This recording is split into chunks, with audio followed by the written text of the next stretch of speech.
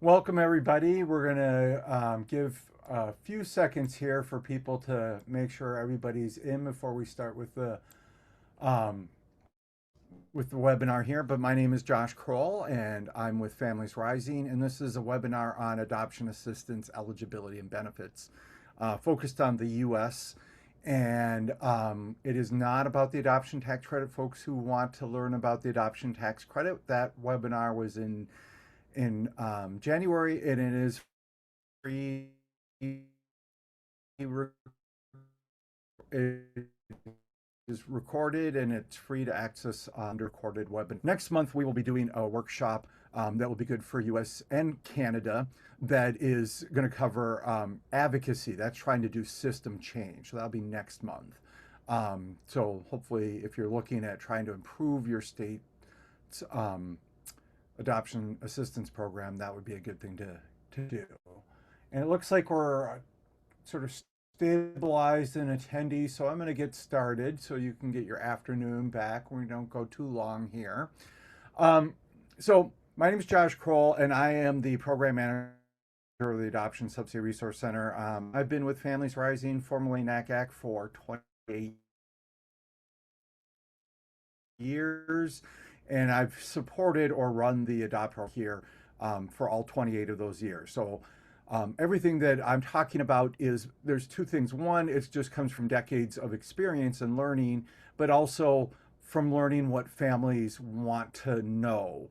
So part's going to be a little more basic about different ways kids are eligible. Then we're going to get in a little more weeds with negotiation, which is a challenge in some states and not a challenge in some others. And in some states, it could vary from county to county. And then I'm going to get into some of the weirder stuff that that even sometimes, I might have state people or attorneys ask me questions on that, weird stuff that filters up to us as an organization that knows a lot about adoption assistance. So we prefer that you ask any questions in the Q&A box. That's the little box that's got the question mark in it, not the chat. You're free to put stuff in the chat too, but the Q&A is really going to be the best place for us to do that. And I saw someone just raise their hand. This is mostly me talking. There will be a couple breaks for questions that Becky will ask based on what she's seen in the chat and Q&A. And Becky is awesome. She's my backup and has been with us for, I don't know, 12 years, maybe 14 years, and knows a lot of this fairly well too. So let's get started. So a little bit about our organization, just in case you're not familiar with us. Our mission is to amplify those with lived experience, assist adoptive, foster, and kinship parents, educate child welfare professionals, and champion the well-being of children and families. We do this by supporting adoptive, foster, and kinship parents and young people, educating child welfare professionals, and advocate that children and families have support. So that's a little bit about us as an organization. Today, I'm going to be going over special needs definition, benefits, negotiation, renegotiation, interstate adoptions, how that works, when does subsidy end, Social Security interacting with subsidy, how subsidy works with other welfare programs, and I'll finish off, I don't have it on a check mark, but college assistance. I'm going to call it subsidy, but I also mean adoption assistance. And if I've got anybody on from Washington State, I mean adoption support. But I'm going to call it subsidy probably most of the time. But if I use any of those words interchangeably, they all mean the same thing. There you go. So let's get started with the special needs. And just real quick, so people know, this session is being recorded and will be available later if something were to happen or you need to review it. And folks will also be able to reach out to me with one-on-one questions if they don't want to ask them in a public chat. So special needs. To qualify for subsidy, the child must meet the special needs definition. Now, what's really complicated, really hard for people to break out is, especially as the Olympics have just ramped up and the Paralympics are starting, and there's also Special Olympics, is that people often think of special needs and they're thinking of disability. That's pretty normal. That's normally how our society defines special needs as individuals that have a disability or a challenge that makes things um, a little different in life. Um, but in child welfare, special needs also means hard to place. And I'm going to go over a lot of that in the next couple of slides. Now, the federal government has three parts of the special needs definition, and those have to be met for the child to qualify for Title IV adoption assistance. These days, all children being adopted from foster care should be eligible for Title IV funding based on being 0 or older. But they're still, this is still government and it's a bureaucracy, so they still have to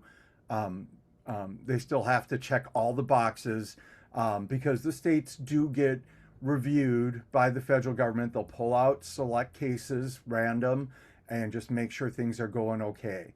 They call it an audit, and so that's why states are very particular on this, um, and the federal government. So the federal government's definition of special needs, the first two, well, we'll just go one by one. The first is the child cannot and should not return home. That's a judicial determination that's made in the month the child is removed from the family, the birth family. So that's something, even if you're fostering and you're the first placement and you're fostering to adopt and you're the only placement, that's still something that's happening behind the scenes that you have nothing to do with. If that is done incorrectly, and in my 28 years, I'm aware of two cases. I'm sure there's more than that, but I'm aware of two cases where that wasn't done correctly. And at the time in those states, it mattered if they weren't eligible for federal funding. This was something that could still make a child ineligible for Title IV funding, but it's extremely rare. It's pretty rote, like boilerplate language that that the child welfare system is doing when interacting with the judge when the child's entering into foster care. The second one is one that you will see in state law. It is a federal requirement, that there are reasonable efforts to place the child without adoption subsidy, but there are exceptions to that, including placing children with foster parents they have bonded with and relatives. So if you were ever asked, can you adopt this child without adoption assistance, and you are the adoption resource that they're considering, if you say no, they're supposed to say, okay, let's talk adoption subsidy. They're not supposed to say, oh, we need to go find a family that can take the child without that. That is explicitly stated in the Child Welfare Policy Manual, that they're not supposed to shop around in a situation where the number one, the selected family to adopt this child says, no, we need adoption subsidy. They're not supposed to move on. So if you get asked that question, feel free to say, no, we need the adoption subsidy. Sometimes that's a less scary question if you know why it even exists. But if you're fostering to adopt that child, or you're a relative that the child's been placed with, you're less likely to even have that question come up, because it's contrary to the best interest of the child. Then the last part is the state definition of special needs. That's going to vary from state to state, but we're going to go over them for the various states. So the state definition of special needs, all states will say a child who has a documented physical, mental, emotional, or developmental disability is going to qualify as special needs. They're going to qualify for adoption subsidy. It can be a little harder if the child is at a risk factor, maybe born with like a positive talk screen, maybe addicted, and they've gotten past that and there's no signs showing up. It depends on the state and what they'll do. They likely will provide at that point, but it still depends on the state.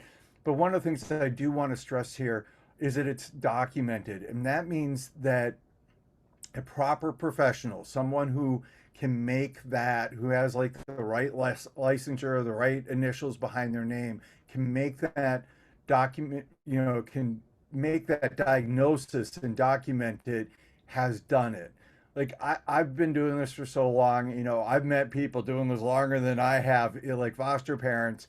And sometimes you can see the signs coming, you know what's coming down. That is great, but unfortunately, while you have all the world experience, it's not what the state needs to check boxes to qualify the child.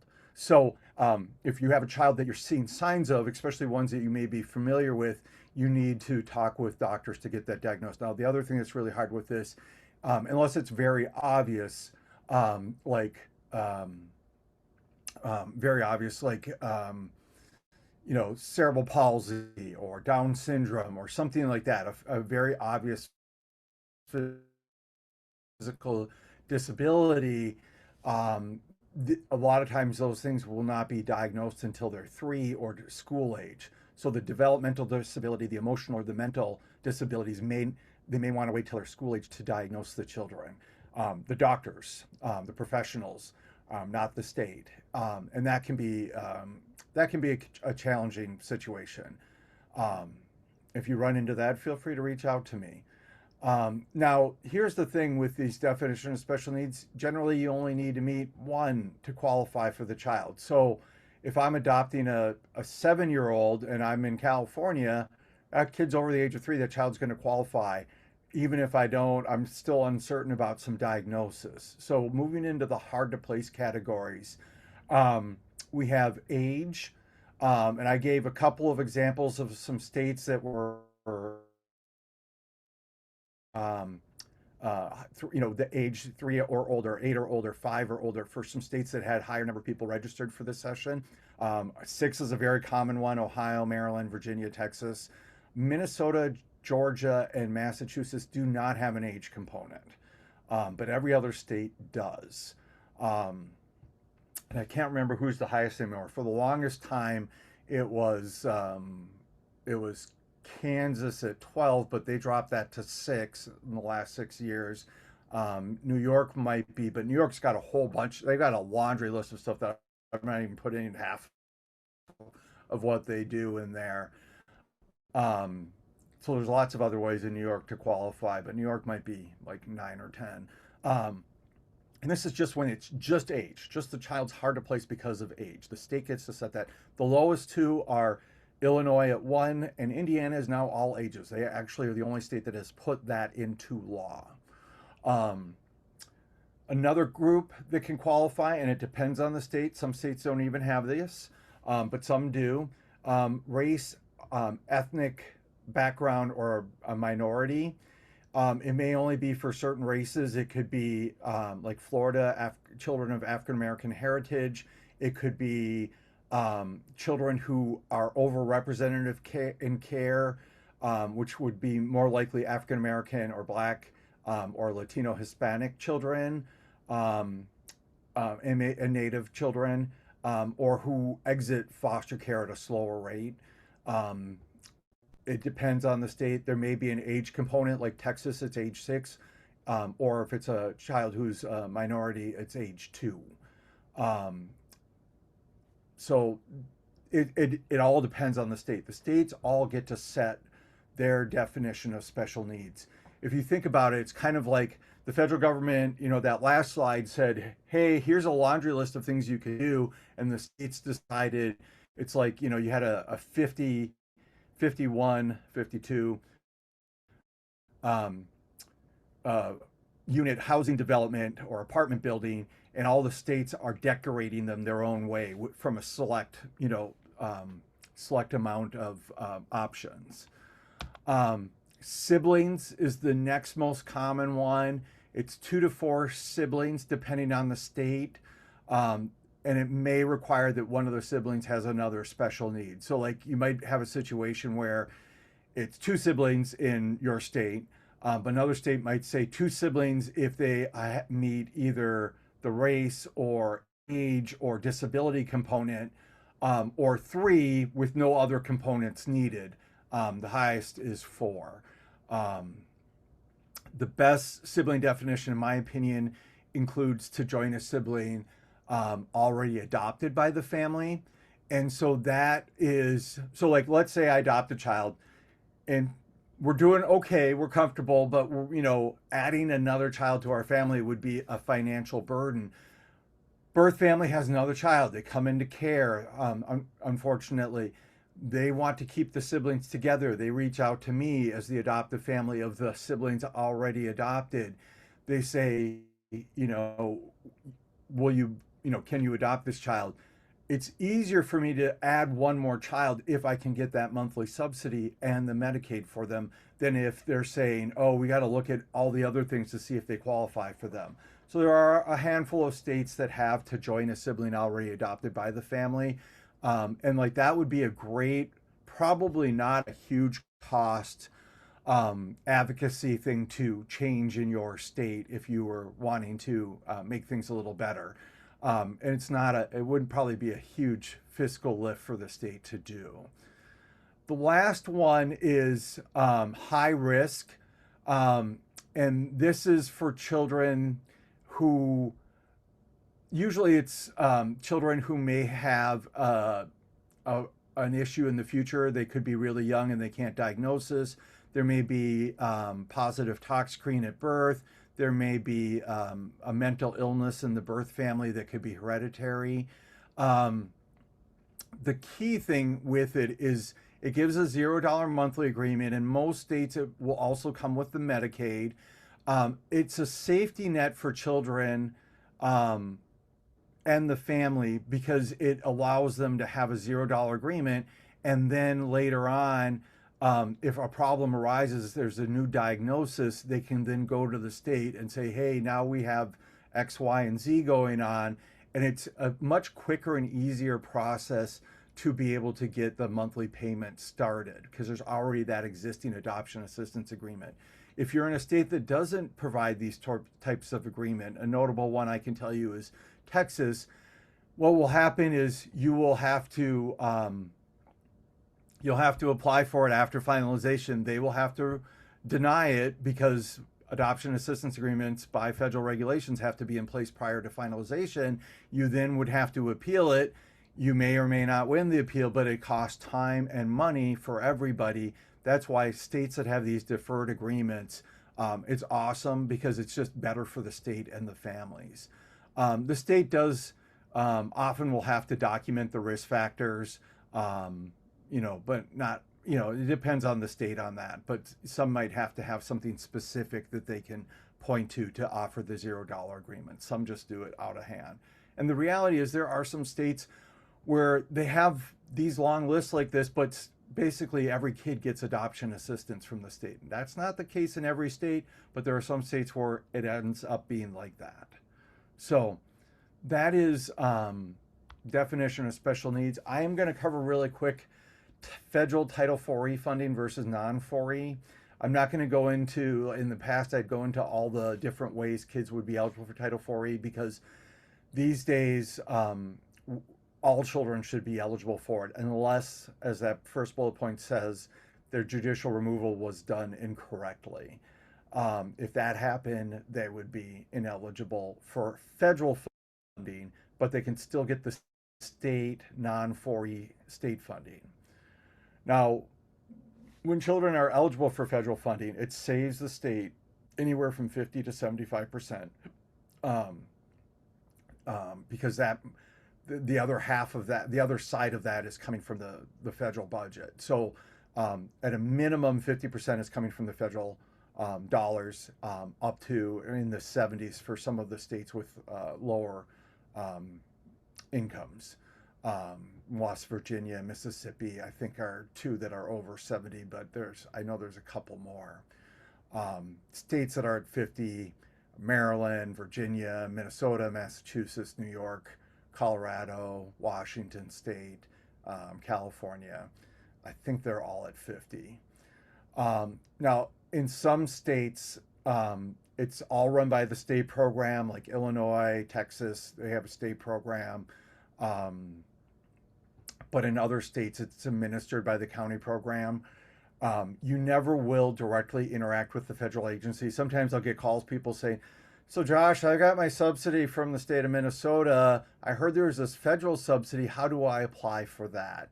You don't. They're all administered by the state and or counties.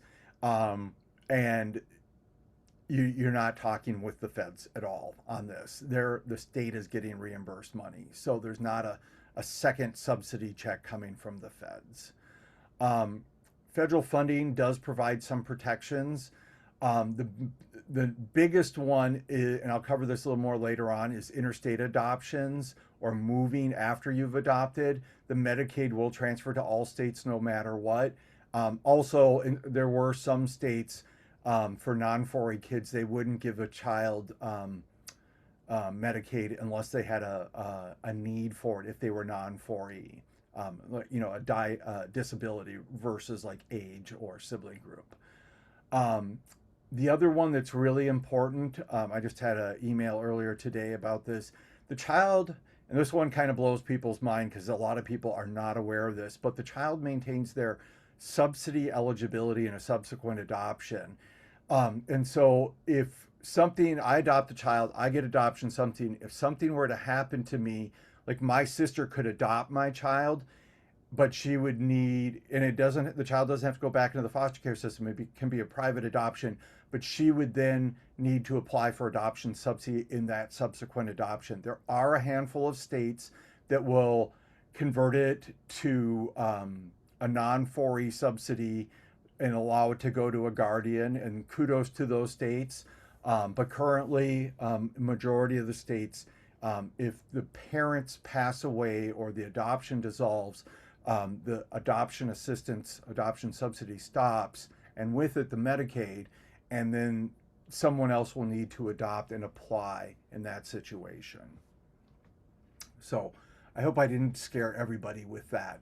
The other thing that's complicated with that is if the second subsequent adoptive family lives in a different state, and they're not involved with the child welfare system for that subsequent adoption, they will have to apply in their state of residence, even if the child had never been in that state before and the adoptive parents had never been in the state. That's just how the federal government has ruled 25 years ago on how it should operate in those situations. So, how does adoption subsidy support families? The big way is that monthly payment. I mean, think about it. Most families can't add 3 or 4 kids at a time, let alone I've actually met 3 families that have adopted sibling groups of 7. So there's that maintenance payment, that subsidy, that monthly payment. And it's usually going to be similar to foster care, but not always. So for basic maintenance, that's going to be more for the children who are hard to place or have minor disabilities, like maybe controllable ADHD or asthma. Um, but there are the higher rates, and that's going to depend on what your state calls it: specialized service fee, medically fragile, therapeutic, difficulty of care, level of care, SCI for old school California folks, special care increment, SSI rate. Couple of states tie it to kids who qualify for SSI. They have a rate specific for that. These rates are going to be higher rates, and they're going to generally be tied to a disability to get them. It's usually going to map pretty well, unless there are problems, which we'll go into in negotiation. But it'll usually map pretty well to the foster care rate structure. How this works. The other 2 things that come with the adoption assistance agreements are Medicaid, and that automatically comes with Title 4E. Folks who have adopted in the past, if you have non 4E, most states would provide it, not all. But these days, for new adoptions, it should be coming with this. And then there's also reimbursement of non-recurring adoption expenses up to $2,000, but a state can set a lower limit than that $2,000. And so it's up to $2,000 depending on your state, but it could be lower. This is like, if you think about the adoption tax rate, this is related to expenses related to doing the adoption process. So the big one is attorney fees. If you have to get an attorney, sometimes in some states they magically cost what this is. You use it all up, but you don't have to pay out of pocket for that attorney. If you weren't in a state that was like that, let's say I'm in Minnesota, I'm in Minneapolis, and let's say I have relatives up near the border, Moorhead, Minnesota, up by Fargo. That's a 3.5 hour drive. Let's say I'm getting matched with, I'm going to visit some relatives, but maybe I have a cousin that has a child that's coming to care up there. They want me to do some pre-placement visits, so I'm driving up for a couple weekends. I'm tracking my mileage. I'm tracking my hotel lodging if I'm not staying with family, meals, stuff like that. Those are things that can be part of this. And this is a per child amount. Whatever the amount is for your state, it's per child.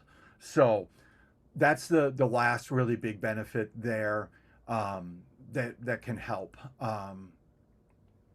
So just those are the three core parts of the adoption assistance agreement: the monthly payment, Medicaid, and reimbursement of non-recurring adoption expenses. And some states where you hire attorneys, some of those states can do direct payments to attorneys, which is even better. The family doesn't have to come up with money, then get reimbursed. So that's really helpful. So negotiating subsidy rate. Some of you don't really need to know this. Some of you really need to know this. It's going to depend on how your state operates. But I'm going to go through it for everybody, partially because it's being recorded, but also partially some of you really do need to know this. So some states offer the maximum amount possible up to the appropriate foster care rate for the child's current needs. So I live in Minnesota, and we have one exception down at the end there, but in Minnesota, whatever I have done and whatever the child's getting right now in there, we call it MAPC. It's our assessment tool that we use. Whatever that is, the child, the state's going to offer me that, especially if the child's over 6 or older when I'm adopting them. That's what I'm going to be offered. So I don't have to negotiate in Minnesota like I would have to in Ohio. So some offer the maximum amount, so those make it easier. Some states have lower maximum rates and offer that amount without negotiation. So I don't know that Texas is still doing negotiations. They have it sometimes and then they haven't. And I'm not sure where they are right now, but their rates are lower. Generally it's 400 or 545, but I don't think families have to negotiate for that. There is another one, an enhanced, that's for only like 20 kids a year. It's very tough to qualify for, but generally it's the 400 or 545. And if you don't have to negotiate, but that's the maximum they let you get, you're sort of stuck with that. I always tell families to ask for the maximum rate the child qualifies for. And as I said, sometimes that's lower than what the foster care rate is. Sometimes it's not always clear what that maximum rate is too. And that's a situation where if you have questions, feel free to reach out to me. So when negotiating the subsidy rate, these are some of the points I want people to know. First of all, the state's saving money. They're no longer managing foster care cases, and those court cases are going away. Those are things that cost the state money that they are no longer paying, even if they pay you the same as the foster care rate. And the child's needs, they don't magically move to an adoption plan and all of a sudden not have any like attachment issues or other things going on. So why should the amount of support change? It drives me nuts. I understand states have their own fiscal needs, but families do too. And, we need to work on making this better, in my opinion. But I think that's either federally to force it on the states or one by one at the state level. If you are working with a state or a county that is making you negotiate and they're asking you for information, they can. Some people will say, oh, they're not allowed to ask you for information like your taxes and all that. It's like, no, they can look at your resources. But document everything. Get any diagnosis you have. If you have diagnoses or you already are doing this because you're the foster parent, find out what services will help with that. Like if the child needs help with socialization, maybe a team sport would be good. What does that cost? Annualize that cost. They might only be in a team sport one season out of the year. We'll split the cost for being in that team sport over the year. Some counties and states will ask for expenses and give them everything you can think of. A few states do say that the amount of the adoption subsidy should be based on the out-of-pocket expenses for the special needs of the child. I think that doesn't make any sense, because if that's the case, then why do you have kids qualifying for adoption subsidy if they're qualified because of their age, race, or sibling status, right?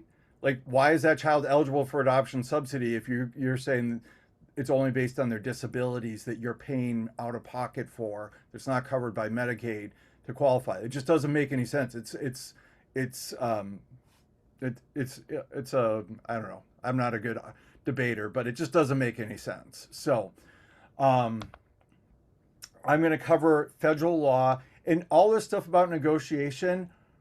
It can apply to renegotiation too.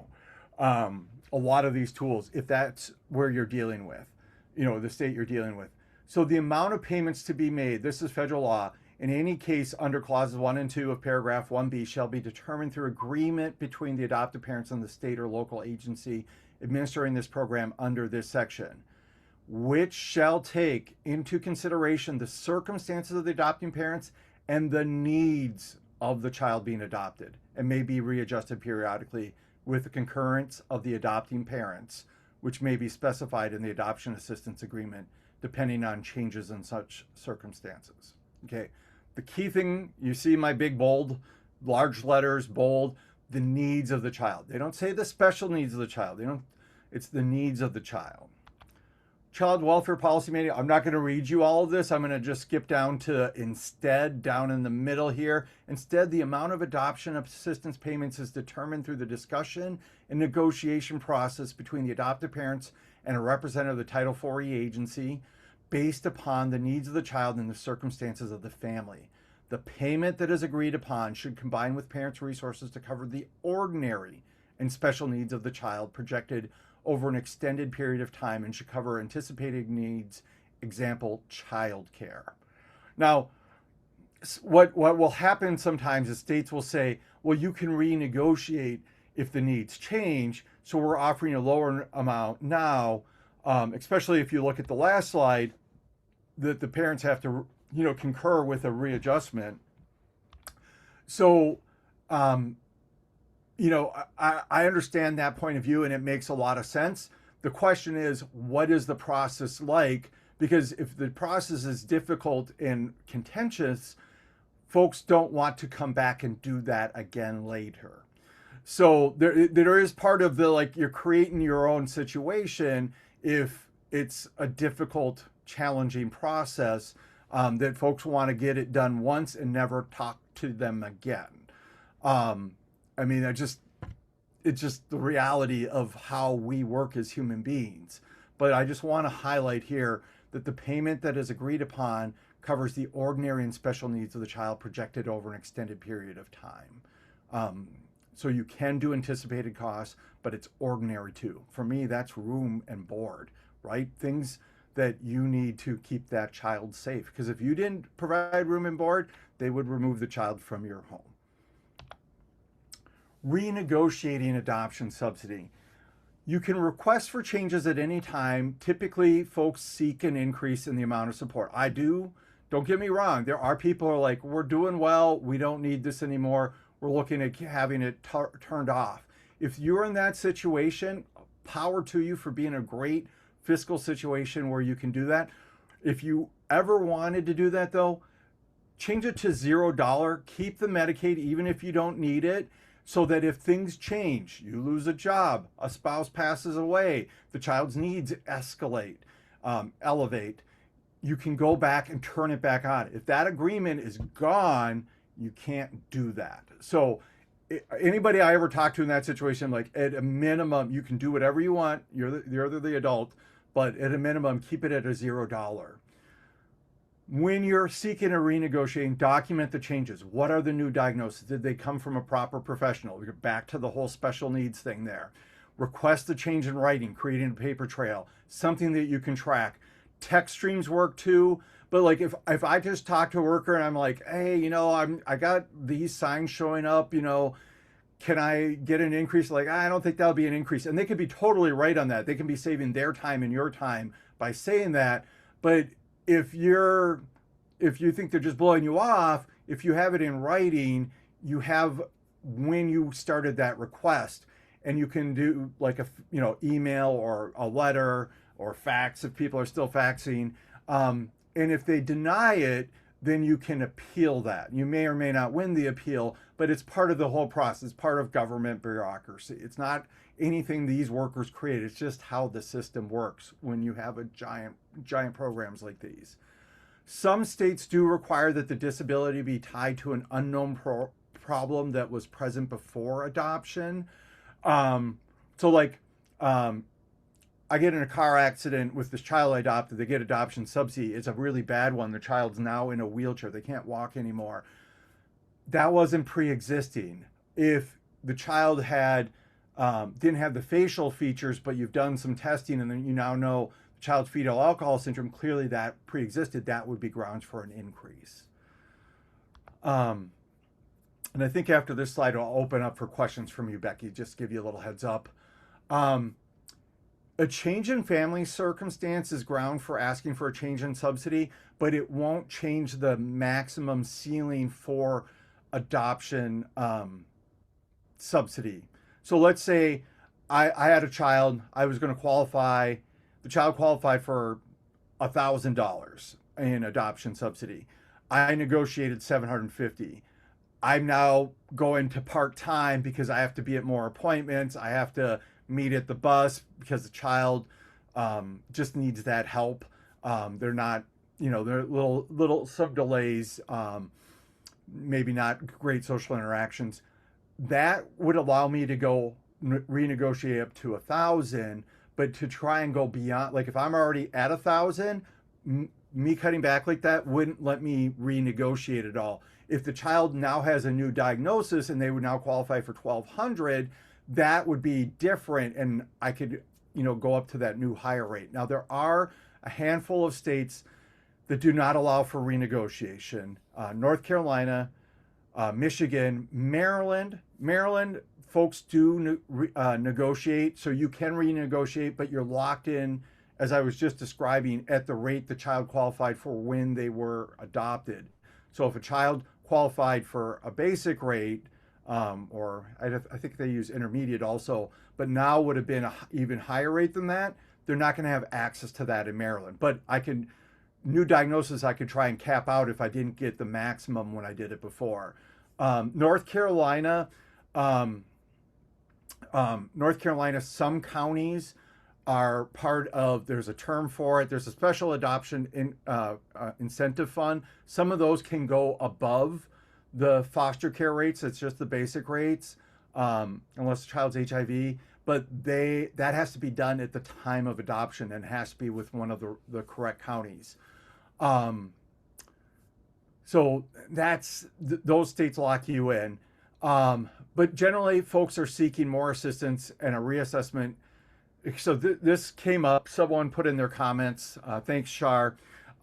This has just come across my radar in the last month or so.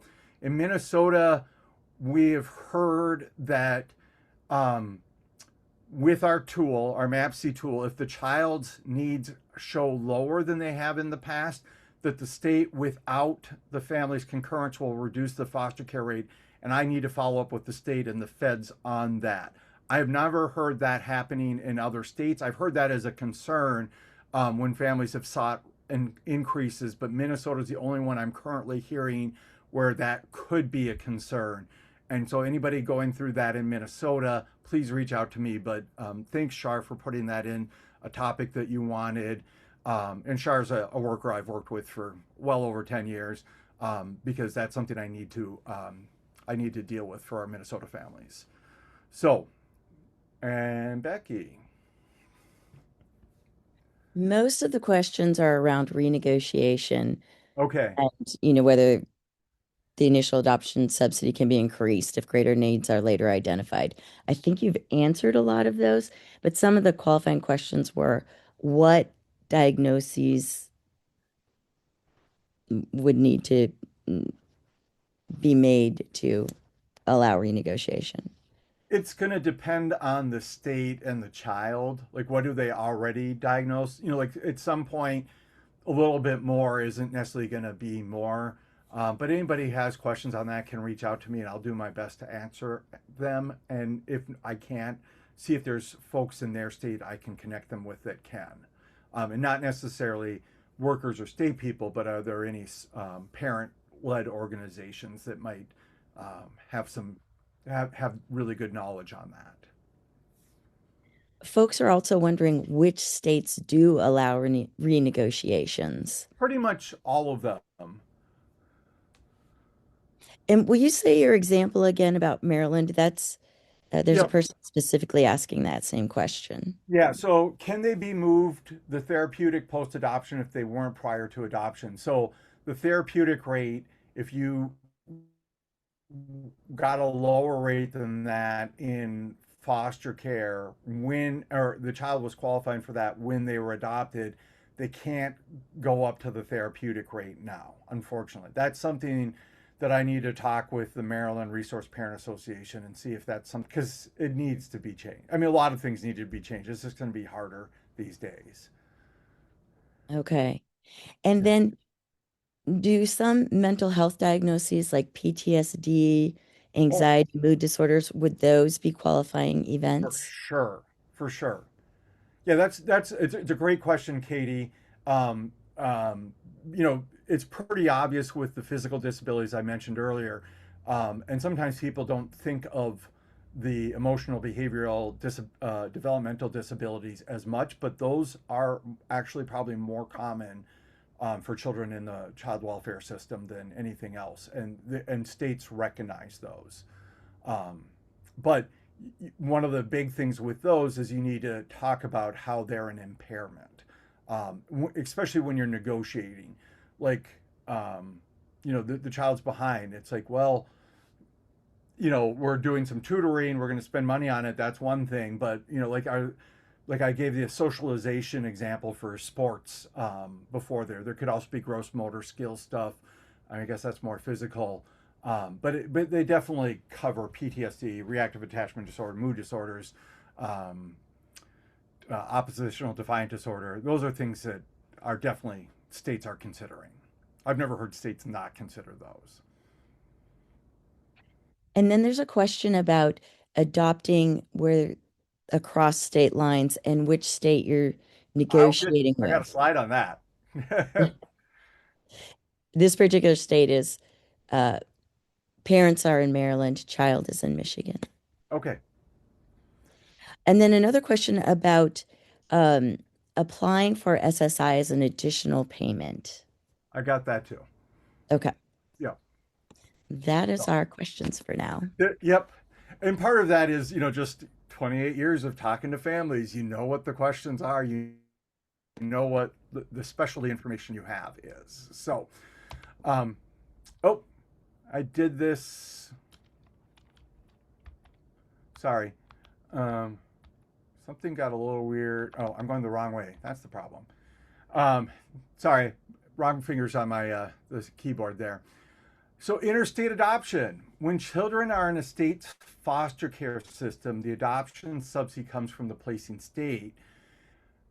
So, for a family in Maryland adopting from Michigan, they're going to have to say, hey, what's Michigan's definition of special needs? What's Michigan's rate structure? How does that all work? The Medicaid generally isn't going to work across state lines. Like Michigan to Michigan Medicaid, you're not going to have providers in Maryland willing to do that paperwork for one client, probably. And the reality is the Medicaid transfers over. And on the next slide, I'm going to explain a whole bunch of examples on that. For children receiving non 4E subsidy, um, it will be a little more complicated, and that's will be the most of what the next slide is. So for this family who's in the process of adopting from Michigan, lives in Maryland, that's going to all be part of the process. But we have people that adopt kids young and move within those 15, 18 years of the child's life, and they have adoption assistance. And this is for everybody. If you move, let the state know or the county, if it's that's your point of contact, know that you're moving so they know where you are, because they need to know where you are. You have a contract with them. It will stipulate that. I'm quite certain all of them stipulate that you let them know where you are. But most importantly, if you're moving across state lines, you don't go and say, okay, I adopt this child. I'm going to apply for Medicaid in my state, because that's just going to give you endless grief and frustration as well as them. What you need to have happen is the adoption unit, someone called the Interstate Compact on Adoption and Medical Assistance Compact Administrator, I think, the ICMA administrator, will send paperwork to that new state to get the Medicaid set up. You only do it this way. Anything else is not right. And we'll, like I said, we'll make your life less fun. You don't need that when you're moving too. Um, and if you ever move to a third state during that child's adoption assistance time, it's the state that pays the subsidy.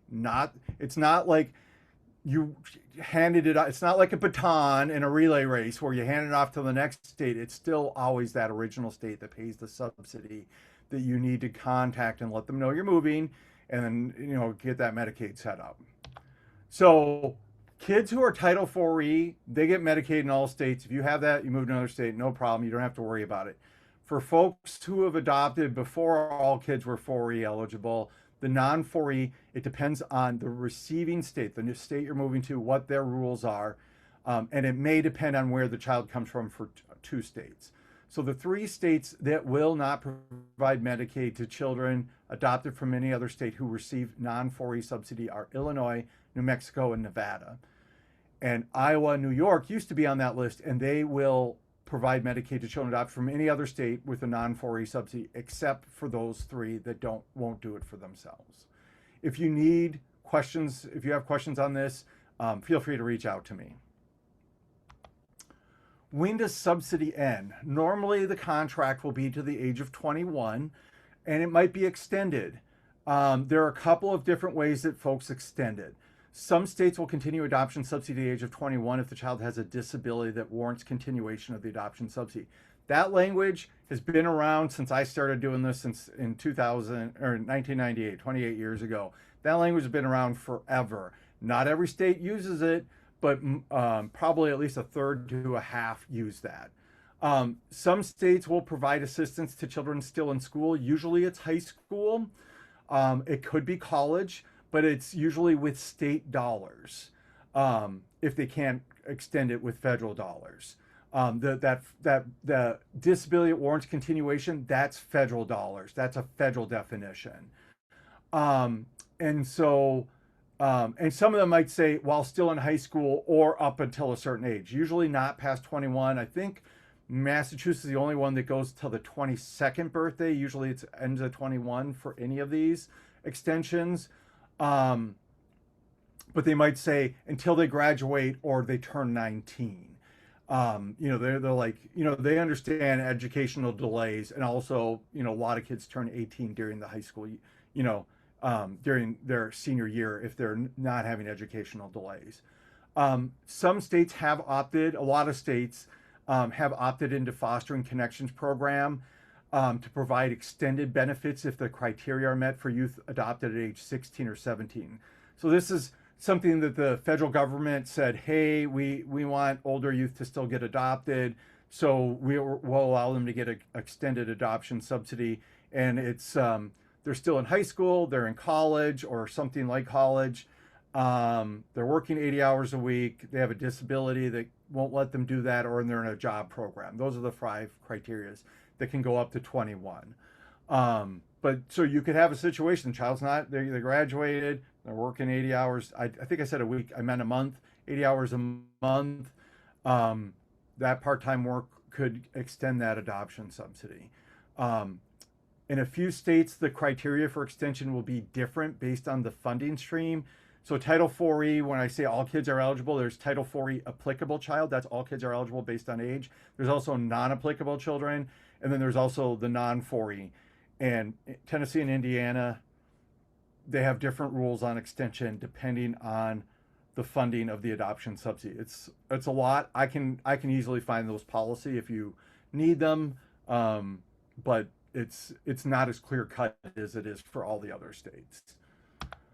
Subsidy can end before the age of 18 if the parents are no longer legally responsible or financially supporting a child. You're no longer legally responsible if your parental rights are terminated, the child enlists in the military, marries, or is an emancipated minor.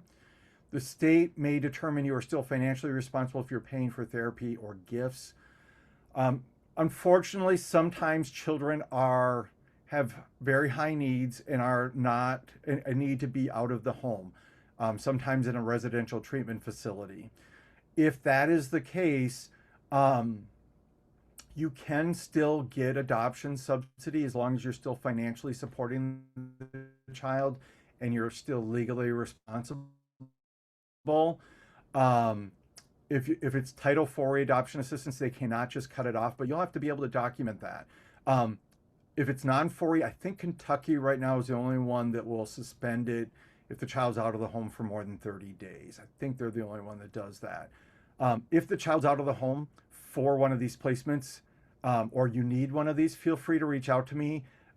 States do it all different ways. It's usually going to be trying to work with different parts of the government. You might have mental health. You might have child protection in there. You might have the adoption unit in there, post adoption. You might have the school district in there trying to help come up with the funding for a placement. If the child has to re-enter foster care, if you can try and not get it referred to child support, but often you have no choice on that. Usually these are automatically referred to child support. But if you're in this situation, feel free to reach out to me. It's never easy, and I'll try and help walk you through how it works in your state to the best of my ability. Social Security Administration and adoption subsidy. So we're breaking this into two parts. The first is SSI, which is where there's the problems, and it's a little more complicated because it depends on the funding stream. Again, um, the 4E applicable, 4E non applicable, non 4E. But SSI is going to be based on the child having a significant disability.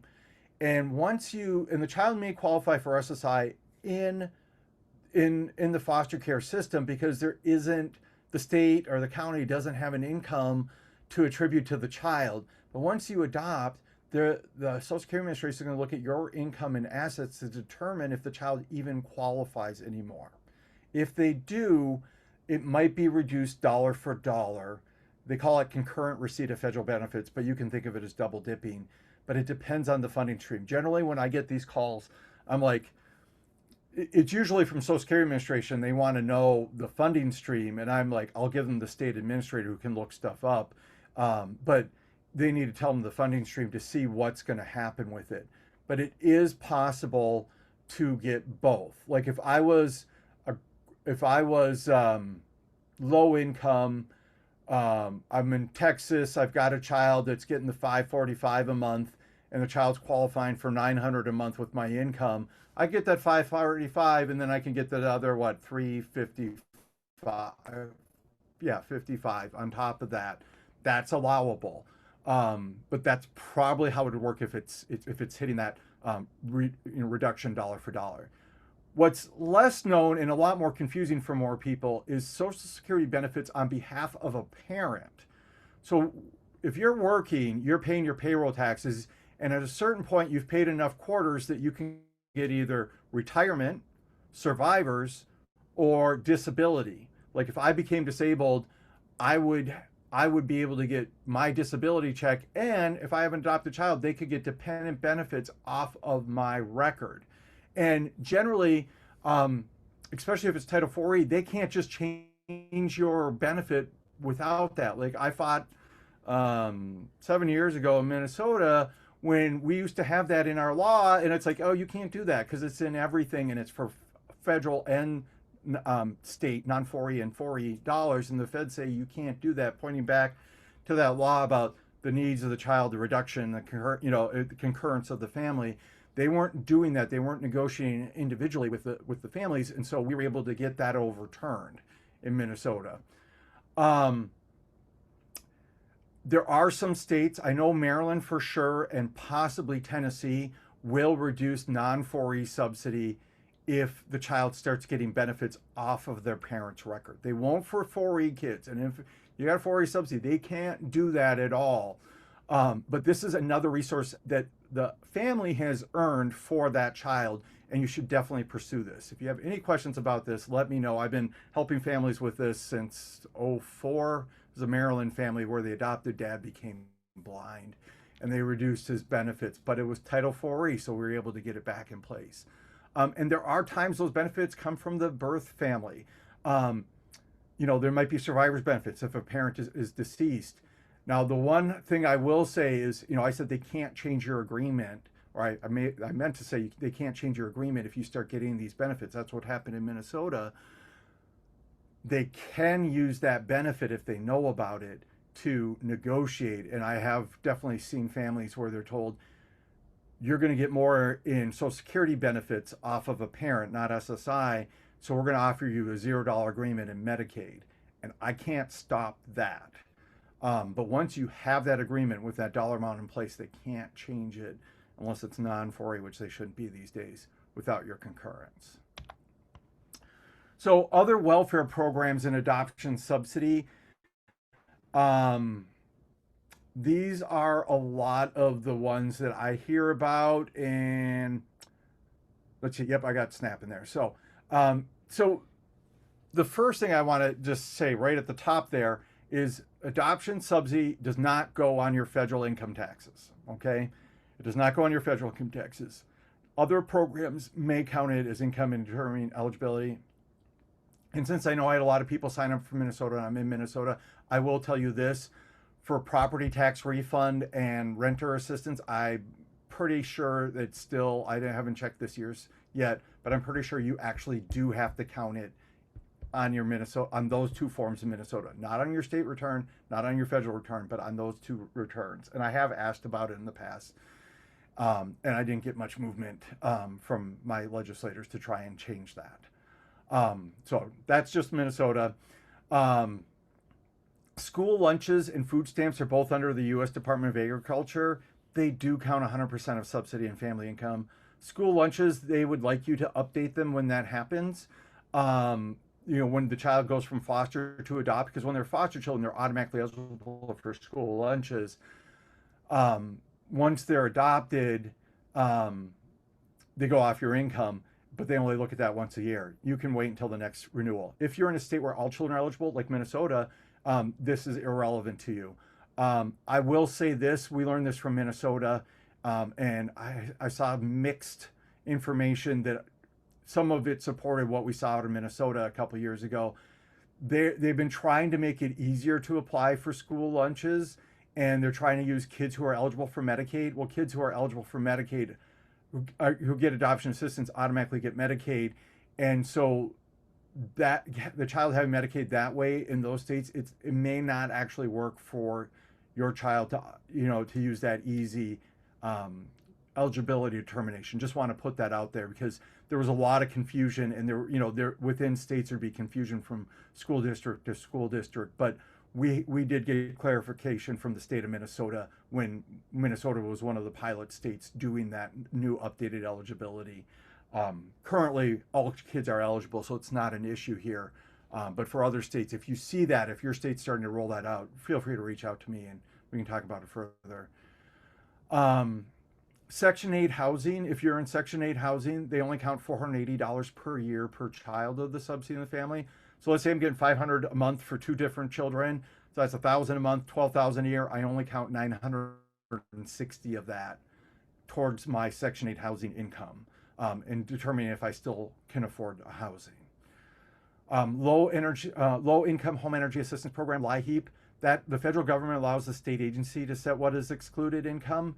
So it's not out. Sometimes it's very easy. I think New Hampshire, Vermont, definitely counted, and it's really easy to find. But a lot of other states, it's like pulling teeth trying to figure out. If you need to find out for your state, let me know, and I'll try and see if we can figure it out. Free application for federal student aid, FAFSA, does not count subsidy and family income.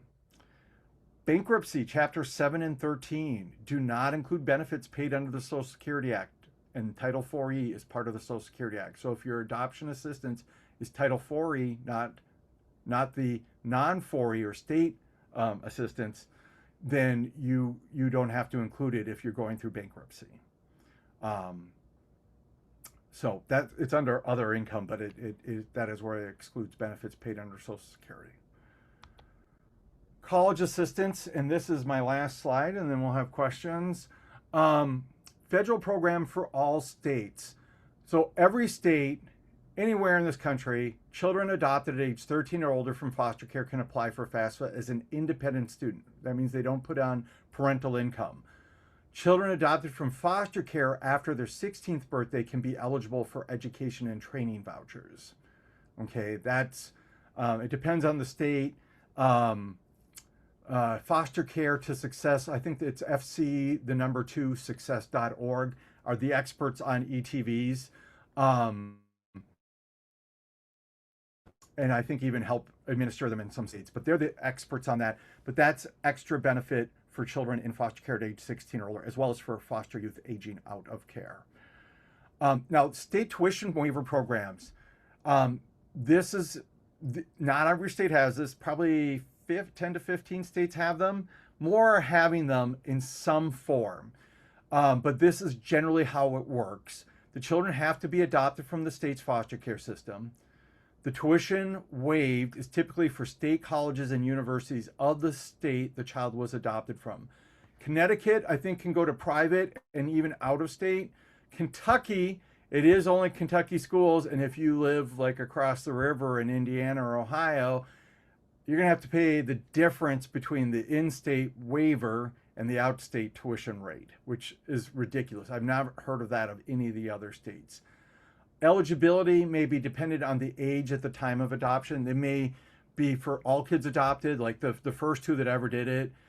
Texas, it's all kids now, but it wasn't to start with, but it is now. In Florida, they have two of the longest great programs on this. So, those states definitely are great in leading the way, but there are other states where you might get a benefit. It might only be community college. The child might have to be 13 or older. Or you might be like in Georgia, there isn't tuition waiver, but if the child's 13 or older, when adopted, they might be able to get extended assistance for being in college, which would help too. It all depends. And there might be time limits on how long the adoptee can utilize it. It might be up to a certain age. There also might be like you start now and then you have a clock going. You might have a little interruption. There might be some grace, but it might not be like 10 years. It might be, 6 years type of thing. But you have to look at the state program to see what's available there. And here's my contact information. So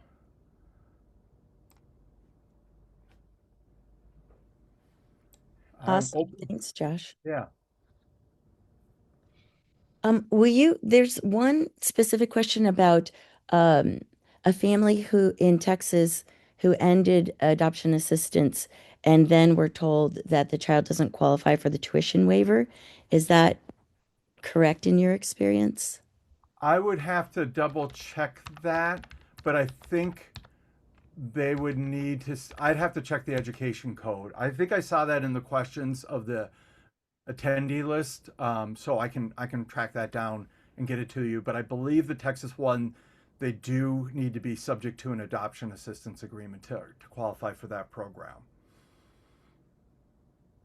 Okay, and then there's also a question about across states. So if child's adopted from Michigan, how does the tuition waiver work for them? And but goes to a different state. How's tuition waiver work for them? So I don't think Michigan has a tuition waiver program. They have the TIPS program for kids who are in, I think are receiving Medicaid in Michigan. So that's, I don't think it's going to work. But in general, they have to go back to the state where they were adopted from. It would be nice, especially Texas and Florida, since they're both, on either end of the Gulf of Mexico, to if they had reciprocity between some of these states, but I've not heard anybody doing that. So like if I adopted a kid from Texas and they want to use that tuition waiver program, they're going to have to go back down to Texas to use that. The only one that I know works, I believe works beyond states, is Connecticut. That's the most open one by far. Great, thank you. And then some other folks have more specific questions, Sure. and you can go ahead and email those questions when you get your Zoom notification with the link, with the video and the handouts. Yeah. And you can also just email me directly too. I put my email in the chat as well as on the screen. Perfect. Well, thank you, Josh, and thank you all for attending. Thank you so much, Becky. I know there were a lot of questions coming. I know you were able to answer them well. So, All right. Have a yeah. good afternoon.